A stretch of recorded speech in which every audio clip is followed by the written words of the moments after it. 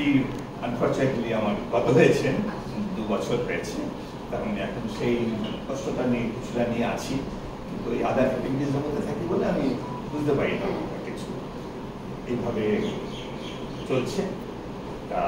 আমি কবিতা বলছি, আজকের দিনে যে ডিপ্রেশন, মানে অবক্ষয়, মানুষ আর মানুষ নেই, আমি তাই দেখছি। আপনি কোনো মানুষকে কিন্তু ডিটারমিন করতে পারবেন না যে সে ভালো।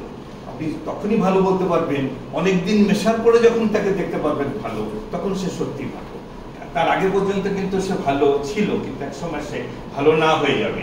সেই যে অবক্ষয়ের সম্বন্ধে আমি একটা লিখেছি কবিতা, আমার এই লেখা কবিতা, কবিতাটার নাম মাটির হৃদয়।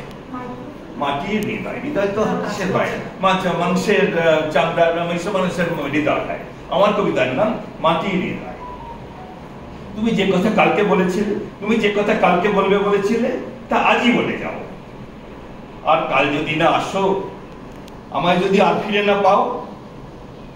তুমি যে কথা কালকে বলবে বলেছিলে, তা আজই বলে যাও। আর কাল যদি না আসো, আমায় যদি আর ফিরে না পাও। ইচ্ছে হয় মাটি দিয়ে হৃদয়টাকে গড়ি, লেপে দিই রঙিন রঙের ছাপ। তারপরে সেই রঙিন হৃদয় দিয়ে রঙিন করি চারদিক চারপাশ।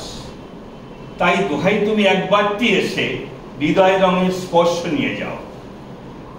চাই ফেলে দিতে পুরনো যা সব, তা হোক না মাটির রঙিন তো উৎসব।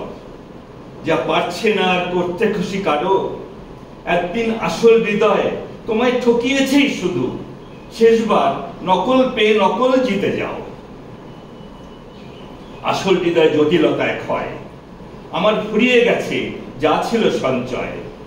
তাই ইচ্ছে করেই মাটির হৃদয় করি, আবেগবিহীন আঁকড়ে নকল ধরি। মাটির হৃদয় কেমন দেখে যাও।